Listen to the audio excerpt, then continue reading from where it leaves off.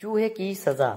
एक दफा एक बड़ा सा शहर था। शहर के अंदर बहुत बड़ा बाजार था। बाजार दुकानों और रंग बिरंगी चीजों से भरा पड़ा था। हर तरफ गहमा गहमी थी। लोग इधर से उधर चीजें खरीदने में मसरूफ थे। सारा दिन मगन रहते और रौनक लगी रहती। सब अपने अपने कामों में इतना मसरूफ थे कि किसी को खबर तक नहीं थी कि बाजार के पास ही एक चूहे का भी घर है जो अपने काम में मसरूफ रहता है। लेकिन जब सब लोग चले जाते तब वो घर से बाहर आता था, यानी जब सारा बाजार बंद हो जाता तब वो बाहर आता और सारा बाजार घूमकर मिठाई वाली दुकान में घुस जाता और वहां से ढेरों मिठाई खाकर वापस आता। कुछ घर के लिए भी ले लाता और अगले दिन के लिए अपने पास संभाल कर रख लेता और उसके बाद दोबारा बाहर निकलता और कपड़े की दुकान पे जाता। फिर सब्जी की, इस तरह सारी मार्केट छान मारता और फिर आराम से घर चला जाता। वक्त ऐसे ही अच्छा सा गुजर रहा था कि एक दिन चूहे के दोस्त उससे मिलने के लिए आ गए। सब बहुत खुश हुए उसके घर आकर, क्योंकि इतना मजा तो उन्होंने कहीं भी नहीं किया था और ऐसा नजारा कभी नहीं देखा था कि चूहे के घर में हर चीज थी। हर तरफ खाना पीना और आराम ही आराम था। चूहे के दोस्त ये सब देखकर उसकी जिंदगी पर रुश्क करने लगे और बोले, हमने आज तक ऐसा घर नहीं देखा। रात हुई, चूहा उनको लेकर बाजार गया और हर दुकान में खूब खाया पिलाया, मजे किए और जब सब घूम फिर कर मिठाई की दुकान पर पहुंचे तो उनकी हर तरफ खुशबू से भूख महसूस होने लगी। उन्होंने खूब हल्ला गुल्ला किया और मिठाई की दुकान का बुरा हाल कर दिया। फिर सब चूहे के पास आकर बैठ गए और इससे अलविदा कहकर सब अपने अपने घरों में चले गए और चूहा सुकून से घर में सो गया। जब सुबह मार्केट खुली और लोगों ने देखा कि वाकई में चूहों ने मार्केट में बुरा हाल किया था। मिठाई वाला तो इतना परेशान हो गया कि अपने कई दिनों से कई गई मेहनत रह गई। वो सब परेशान थे और इसका हाल तलाश कर रहे थे। एक दिन चूहा रात को बाजार का चक्कर लगाने आया तो क्या देखता है कि एक चूहिया इधर उधर भटक रही हैं और बहुत परेशान भी हैं। चूहा इसके पास गया और बोला, बताओ मुझे तुम्हारे साथ जो भी मसला है। चूहिया बोली, मैं अपने ग्रुप से बिछड़ गई हूँ, मुझे कोई रास्ता नहीं मिल रहा, मैं बहुत परेशान हूँ, मेरा तो घर भी नहीं है। तो चूहा बोला, तुम मेरे घर आ जाओ, मैं तुम्हारा हर तरफ ध्यान रखने की कोशिश करूंगा।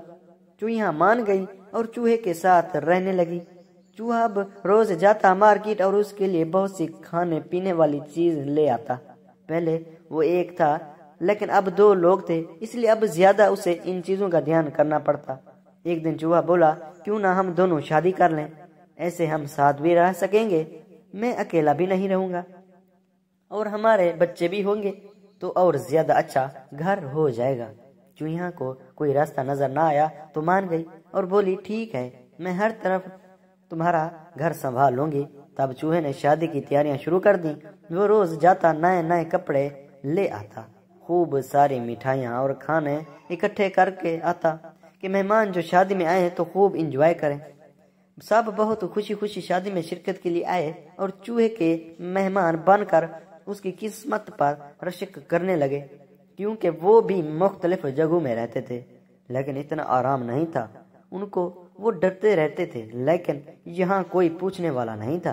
खैर, शादी बहुत धूमधाम से हुई। सब ने बहुत सैर होकर खाना खाया और खुशी खुशी चले गए अपने घरों में। अब चूहा और चूहिया बहुत खुशी से रह रहे थे। अब वो चूहिया को भी साथ ले जाता और खूब सैर करके खाना लेकर आते। वक्त बहुत अच्छा गुजर रहा था कि अचानक एक ऐसा हादसा हो गया जिससे दोनों की जिंदगी तबाह हो गई। हुआ कुछ यूं कि चूहा मार्केट गया। उस दिन चूहिया की सालगिरह। पति चूहा चाहता था एक केक लाए और चूहिया को सालगिरह में तोहफा दे कि अचानक उसका ध्यान एक बहुत प्यारे केक पे गया। वो केक की तरफ बढ़ा और जब केक लेने लगा तो अचानक उसका पाँव किसी चीज में फंस गया।